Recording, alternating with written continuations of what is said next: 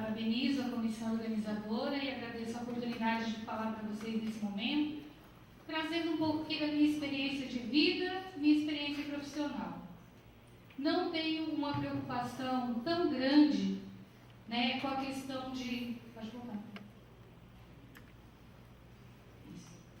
De trazer dados, né, trazer artigos do Estatuto, da Constituição, até porque eu entendo que os senhores são grandes conhecedores de tudo isso. É por isso que eu quero partilhar essa visão de mundo, essa experiência de trabalho enquanto conselheiro. Criança, adolescente e segurança pública.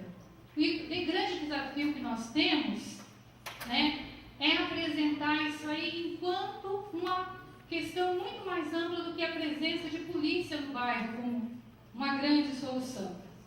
Nós vemos muitas vezes que quando se fala em segurança pública, é pensado que precisa encher de policial. E não que não seja, ninguém está aqui desmerecendo a função de cada um. Mas isso não é a solução. Pensar em segurança pública para além de um contingente armado, e dessa presença armada na comunidade. Nós temos a experiência ali do União da Vitória, né, construíram lá um UPS, e quem já teve a honra de visitar, sabe que não é mais do que 4 paredes. Um contingente que não dá conta da demanda e que não tem a estrutura suficiente para realizar um trabalho social na comunidade. Então, nós não precisamos, né, dizer que tem um policial armado e que isso vai trazer segurança. Precisamos de muito mais que isso.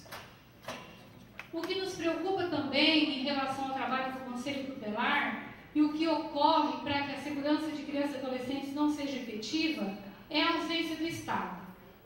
Isso também já ficou claro, né? A precarização do trabalho, né? Foi tudo passado aí à filantropia, à sociedade civil que tem que dar conta, e o Estado foi se ausentando dessas questões. Né? A partir do Plano Bresser, a gente viu claramente, né, as privatizações e uma precarização da presença do Estado. E isso ocasionou uma perda muito grande. Nós nunca chegamos a um estado de bem-estar social. Né? Nós sempre estamos delegando a outros essa função. A ausência das políticas públicas no território. Então, o Conselho Tutelar, por exemplo, da região norte, ele atua com o maior público infanto-juvenil do município e o menor número de políticas públicas e de equipamentos de proteção. Então, não se investe em educação infantil, não se investe em ensino fundamental, não se investe em cultura, em lazer, e aí cobra-se a segurança armada, como se isso fosse dar conta de conter o avanço da violência. E quando falamos em conter o avanço da violência, tem um grande problema, talvez maior que todos os outros. É como se os adolescentes fossem os grandes causadores do mal-estar social. Nós alcançamos o bem-estar e encontramos um culpado pelo mal-estar social. Bertolt Brecht, ele fala o seguinte, né? Dizem que as margens, né, apertadas, ninguém fala nada, mas o rio é violento. Quando numa enchente ele avança sobre tudo, derrubando árvores, casas. Né? Como está essa margem da nossa sociedade? Quem está à margem dessa sociedade? Criança e adolescente, ainda nós podemos pensar vendo essa pirâmide, né? Vulnerabilidade e risco social, situação de risco. A vulnerabilidade também ela tem que ser ampliada. A gente não pode, ele está numa situação de vulnerabilidade, ele está numa situação de risco. É um chavão que a gente ouve em todo lugar por muitos profissionais que se aventuram a trabalhar nessa área. A vulnerabilidade social hoje ela tem que ser vista para além também do território. Não é só o fato de não haver políticas públicas que tornam uma pessoa vulnerável. Uma vulnerabilidade social grande e uma situação de risco que hoje se apresenta e que coloca, assim, de fato, em risco muitas crianças é a questão da autoridade. Perdeu-se a autoridade em relação aos pais, em relação às famílias, aí perdeu-se em relação aos professores, depois em relação aos policiais, aos juízes, e hoje essa questão da autoridade ela não é vista mais no patamar que nós queremos exigir dos nossos jovens. Não foi oportunizado a eles um aprendizado da autoridade lá na primeira infância, dentro da família. E é delegado muitas vezes ao Conselho Tutelar, quando uma mãe chega com uma criança de 18 anos e fala, olha, eu não quero mais essa criança. Coloca um abrigo interno, faz o que quiser, porque eu não dou conta do meu filho, de 9 anos. Então, essa perda da autoridade, primeiro familiar e social, é uma grande vulnerabilidade. É um risco social. É uma geração inteira que está se perdendo, porque não existem esses parâmetros de autoridade, de limite. O assédio e a entrada precoce no mundo do crime. Onde não entra o Estado, não entra a proteção, o crime entra. Eu costumo dizer uma coisa que tem muita gente que não gosta de ouvir, mas que é verdade. Muito se fala também de um trabalho que é maravilhoso, que é o trabalho em rede. Hoje é a maior moda, vamos trabalhar em rede. E isso funciona.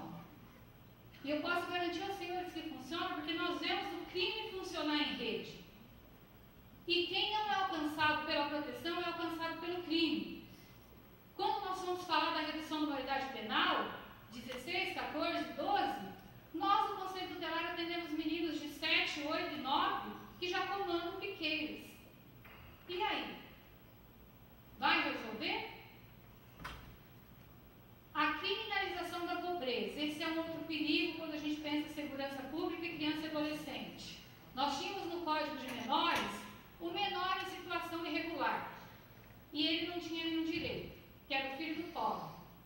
Hoje, com o Estatuto da Criança e do Adolescente, se pensa na proteção integral.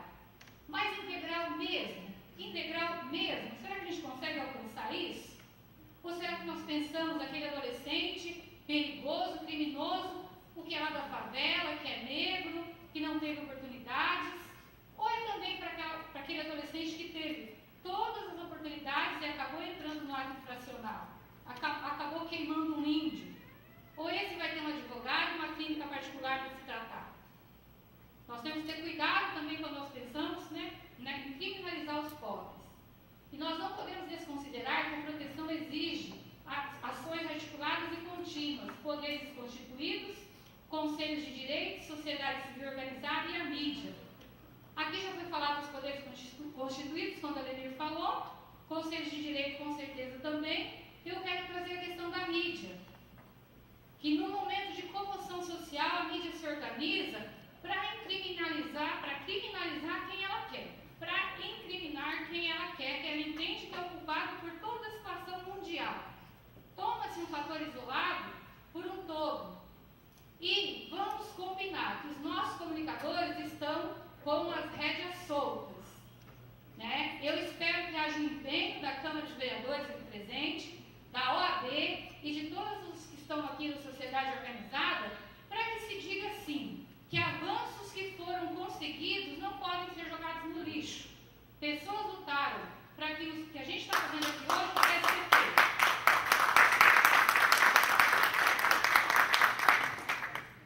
E se nós formos analisar ainda essa pirâmide, nós vamos ver que está invertido ali, porque a vulnerabilidade está muito maior do que a proteção. Isso não pode acontecer.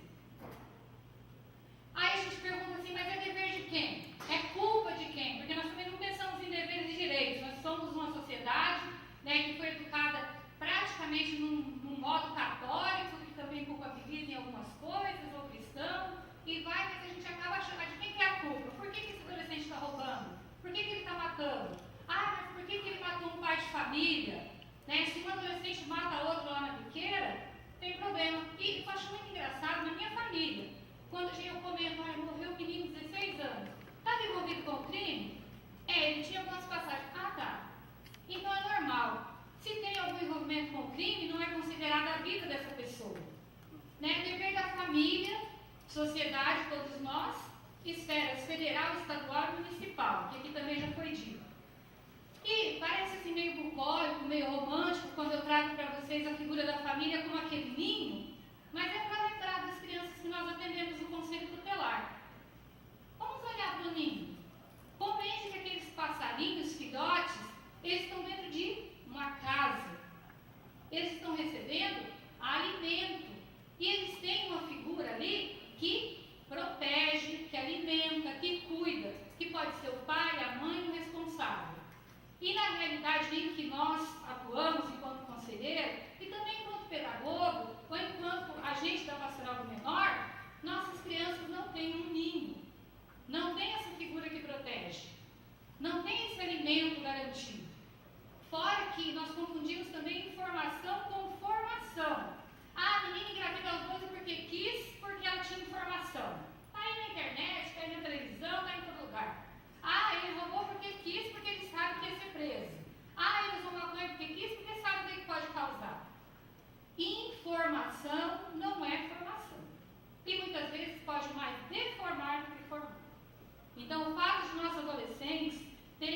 contato com todo tipo de mídia e informação, não quer dizer que eles foram formados. E aqui eu trago a ditadura do consumismo, né, das drogas e do abandono. E eu vejo aqui alguns rostos, assim, que eu sei que já viveu um pouco mais, e que tem muito mais propriedade para dizer do que eu sobre o que foi a época da ditadura. Era possível a gente fazer um evento como hoje? É militarizando ou é colocando debaixo de ordem, de cacetete, que a gente vai resolver a questão da criança e do adolescente? O Brasil teve essa experiência muito recente e nós vimos no que aconteceu. Tem um videozinho ali, mas na verdade não tem muita habilidade de computador, não sei se eu vou conseguir passar. Não. Peraí. Esse vídeo, ele fala sobre essa questão da ditadura. Cadê o menino do som? E ele traz para a gente, assim, muito presente, que nós precisamos nos antecipar. Nós precisamos cuidar para que isso não volte a acontecer. E não é aquela ditadura armada, não. É a ditadura do consumismo, é do uso da droga, é da criminalidade. E é lá que nossos adolescentes estão. E como nós nos posicionamos diante disso? Esse é o questionamento que eu quero fazer. É obrigação só do Conselho Tutelar? Né? Então vamos acabar com esses meninos? Nós temos nossa obrigação também.